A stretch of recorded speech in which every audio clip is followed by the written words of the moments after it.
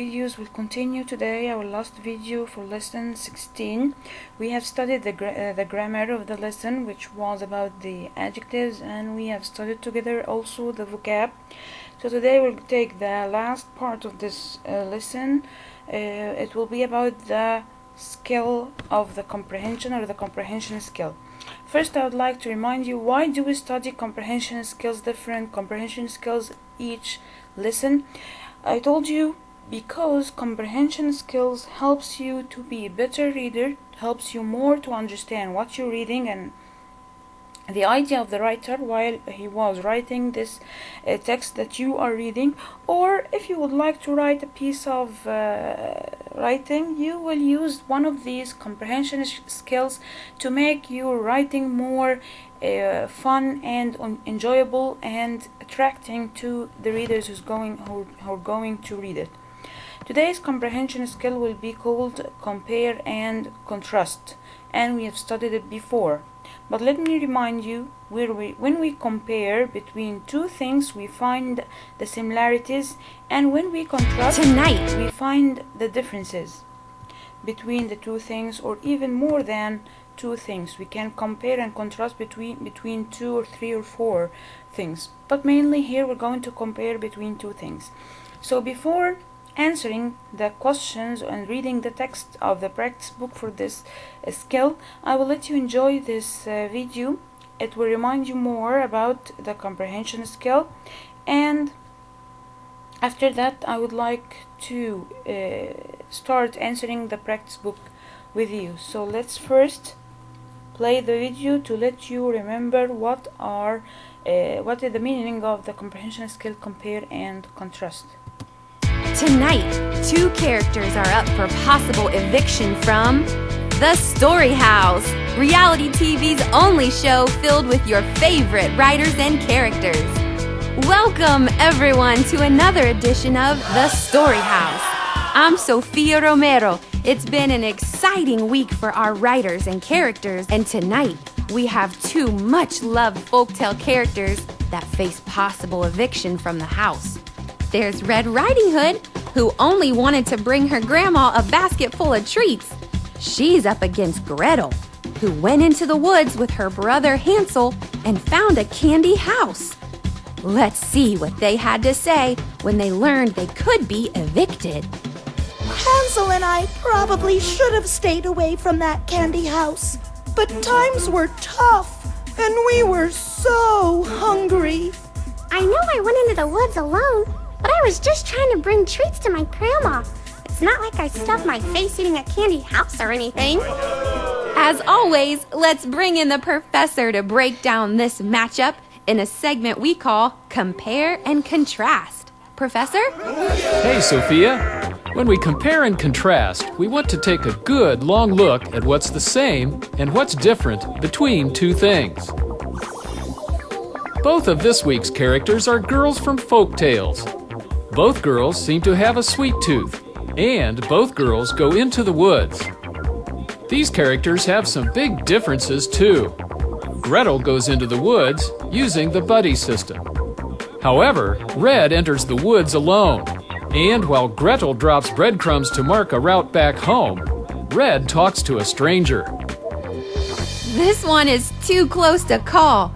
Folks, the lines for voting open right after the show. We'll find out who has been evicted in a live results show later this week.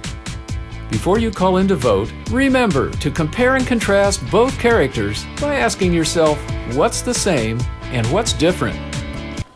So here in this video I would like to explain some things that you might can't understand. First here we have here this presenter, this woman named Sofia Romero. She's talking about two different characters, the Red Riding Hood and a girl here named Gretel. I don't know if some of you know this girl, Red Riding Hood, but Gretel is not so famous to you. Red Riding Hood was a girl who's wearing a red dress with a cape, and she was wearing a hood. That's why a red hood on her head.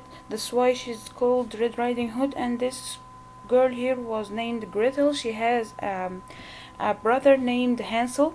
They were both lost in a jungle, and they went inside the jungle and they got lost. While they were walking inside the jungle, they had some pieces of bread. These pieces of bread fell on the floor while they were eating it through their walk in the jungle, and finally they could get out of the jungle by following these pieces of bread, or the crumbs of the bread. Red Riding Hood was a girl who was supposed to go to visit her grandma, and her mother told her not to talk to strangers while she was walking, but there was a fox who was watching her, and he went to try to talk to her, and she didn't stop him. She talked to him, so he almost hurt her. So here we're comparing between these two characters. We have another person here named the Professor. He was comparing between the two girls from the two different stories. He said what? The comparing between the two girls here means finding the similarities. Both are girls, both are characters in folk tales. Folk tales means stories known in a certain country, or in a certain culture of a country. These two stories are known in the United States because the writers wrote them, and they were American writers, so these two stories are from the culture of the American in the United States. And both had a sweet tooth. That means that their teeth were hurt by eating too much sugar or too much sweet, and they were both lost in the woods, or the action happened mainly in the story in the woods. Woods here means the jungle. So these were the similarities between the two characters. The differences between the two characters: Gretel, when she went inside the woods or the jungle, she had a body system. Here means she had someone with her. She wasn't alone. She had her brother Hansel. So here she had a body system. Body here means a friend or someone who was with her, companion. But Red was alone. She travels alone. She was going through the woods alone. Gretel used the breadcrumbs to get out of the woods, she and her brother. But Home. Red talks to a stranger. Talked to strangers. So here Gretel and her brother didn't talk to strangers. They helped themselves by themselves, and they used the breadcrumbs to get out. But Red talked to strangers. So here we're comparing by finding the similarities and contrasting by finding the differences. Now I think you have remembered what is the meaning of compare and contrast. So let's go to the practice book and try to answer the questions in page 181. 181. So please open your book with me and follow me while I'm reading. We're going to read this passage here, and after that we're going to compare and contrast after the two between the two characters that we have in the story after reading it. The story titled Horsing Around. Horsing Around. Peanut, a golden-colored horse, walked in the barn. She peered out the window to find fat snowflakes falling from the sky. The earth was covered in a thick blanket of snow. "Look, it's snowing outside," Peanut said to a brown horse named Chestnut. So here so far we have two horses, one named Peanut and one named Chestnut. So Chestnut mumbled. He was eating his breakfast of hay. Hay here is the food of horses. What they eat some plant named hay. "Let's go out and play in the snow," Peanut said. Chestnut shook his head. "I don't like the cold." "Wear your horse blanket and you will be warm," Peanut said. "I don't want to get my hooves and shiny coat wet or dirty." By hooves here means the legs of the horse, ends with some tough foot. They don't have a foot like us, they have hooves. So he said that he doesn't want his hooves and his coat become wet or dirty. He said, "But you'll have fun." Peanut said, I don't like to have fun. I want to stay inside where it's warm and dry." Peanut shrugged. Shrugged here means she moved her shoulders like she doesn't care about what he said, put her warm blanket, and stepped outside onto the fresh snow. She trotted on the maple tree, to the maple tree, and stopped to examine the hoof prints she made in the snow. When Peanut looked back at the barn, she saw Chestnut wearing his blanket.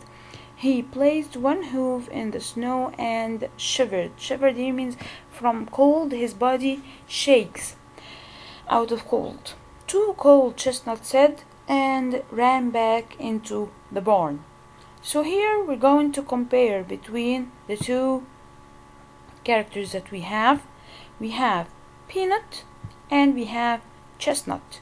What are the similarities, or how can we compare between both of them, and how can we contrast between Peanut and Chestnut? What are the similarities and what are the differences? Can any one of you think of one similarity between both of them? We'll need two similarities and two differences. That will be enough. Okay, yeah. The first thing, they both are horses. Both are horses, right? That's clear enough. Okay, what is the second thing that they have in common? Clearly both live in a barn. Both live in the same barn. Both live in the same barn. Okay, so these were the similarities. They both are horses. They both live in the same barn. Also, we can add they both have blankets. Also, we can add this. Both have blankets, right? Both have hooves. Okay. Now let's move to the differences. What's different in Peanut from Chestnut? Peanut she likes to play in the snow, right? Did Chestnut like to play in the snow? So he doesn't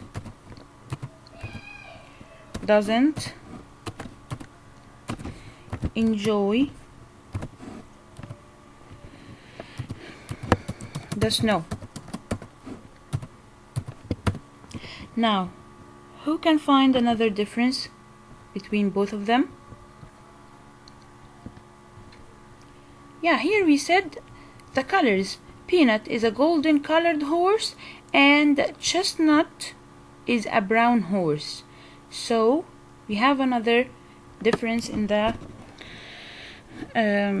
color. Golden horse, and of course you know the difference between the golden and the brown. So Chestnut was a brown horse. Also, we can say that Chestnut didn't like to have fun and Peanut loves to have fun.